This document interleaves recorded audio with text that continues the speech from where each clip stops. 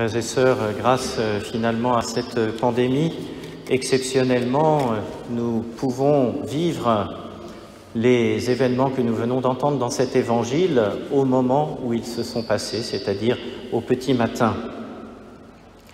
Et je crois que nous n'oublierons pas cette vigile. Et personnellement, je ne l'oublierai pas non plus, car ce sera ma dernière vigile ici à Saint-Antoine, comme vous l'avez peut-être déjà appris. Comme Marie-Madeleine, comme Marie et Salomé, nous sommes là au petit matin. Et on peut se demander pourquoi ces femmes sont venues au tombeau. Elles sont venues tout simplement pour rendre les honneurs à un corps. Mais pourquoi les hommes ne sont-ils pas là? Est-ce que un cadavre a quelque intérêt pour eux? Pourtant, les femmes ont certainement insisté pour qu'ils viennent aussi, car elles savaient bien qu'il y avait une grosse pierre. Et n'ayant pas réussi à les convaincre, elles sont là en chemin en se demandant qui nous roulera la pierre. Voilà que les hommes sont dans le faire, les femmes sont dans l'être. Et voilà pourquoi elles viennent voir ce cadavre, ce corps mort. Il y a quelques jours, on annonçait dans les actualités la mort du chanteur Patrick Juvet. Vous savez, Patrick Juvet, c'est celui qui s'est rendu célèbre en chantant « Où sont les femmes ? Où sont les femmes ?» Mais on pourrait se demander, là, où sont les hommes? Seules les femmes sont venues. Et pourquoi seules les femmes sont venues? Parce que, finalement, la question fondamentale, c'est celle du corps. Et que la compréhension féminine du corps les ouvre à ce qui va se passer, à la résurrection.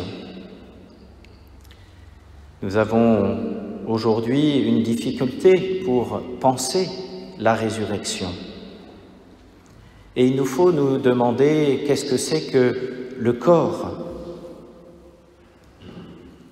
Aujourd'hui, nous vivons dans une société mécanisée où finalement les corps sont aussi assimilés à des machines. On parle dans les entreprises de ressources humaines, comme on parle de ressources de machines.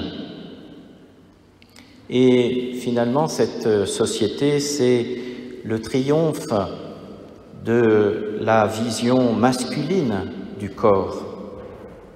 Le corps est fait pour faire. Le corps est un peu comme un objet qu'on utilise, aussi bien le nôtre que celui des autres. On en prend soin pour qu'il fasse son office. Et finalement, on peut se demander si toutes les dérives éthiques de notre société ne sont pas liées au triomphe de la conception masculine du corps. Les femmes, quant à elles, ont une vision plus unifiée de l'être humain. Le corps, c'est la personne. Leur corps est fait pour porter un corps, pour porter la vie. Le corps, pour elles, est un sujet et non pas d'abord un objet. Le corps est fait pour être et non pas seulement pour faire. Voici Marie-Madeleine qui arrive au tombeau. Marie-Madeleine était sans doute une prostituée. Elle était regardée par les hommes comme un objet. Jésus, lui, l'a regardée comme une personne. Et ce matin-là, elle vient et elle veut à tout prix retrouver le corps. On trouve cela expliqué dans l'évangile de Saint Jean. « Dites-moi où on a mis le corps de mon Seigneur et j'irai le rechercher. » En venant pour embaumer le corps, Marie-Madeleine et les deux autres femmes, c'est Jésus qu'elles cherchent. Comme leur dit l'ange qui est dans le tombeau, « Vous cherchez Jésus, le crucifié. » Il ne dit pas « Vous cherchez le corps de Jésus. » En cherchant son corps, c'est lui-même qu'elle cherche. Ces femmes ont l'intuition de l'unité du corps et de l'âme. Et ainsi, elles ont l'intuition de la résurrection des corps. Ce sont des femmes qui constatent la résurrection. Et ceci n'est pas un détail. Marie-Madeleine sera la première à voir Jésus ressuscité. Et cela est un critère d'authenticité des évangiles. On imagine bien que si les évangiles avaient été inventés, on aurait dit que c'était Pierre, bien sûr, qui avait vu le premier le ressusciter. Mais non, c'est Marie-Madeleine, cette ancienne prostituée, qui va être la première à voir Jésus ressuscité. Jésus a pris un corps. Et s'il a pris un corps, c'est pour ressusciter. Et cela nous dit que notre corps est fait pour la résurrection. Les femmes ont bien raison. Notre corps est fait pour être. C'est le génie féminin. C'est le génie du christianisme. Et ce génie n'est-il pas en train de disparaître? Prions pour que la libération de la femme ne soit pas la disparition de la femme.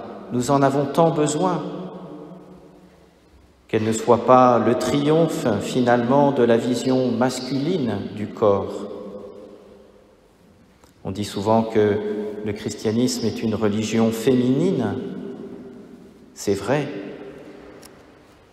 Alors, Patrick Juvet n'était-il pas prophétique lorsqu'il chantait « Où sont les femmes ?» Oui, frères et sœurs, nos corps sont faits pour la résurrection. Nos corps sont faits pour être et non pas seulement pour faire. Jésus est ressuscité, il est le premier des ressuscités. Alléluia.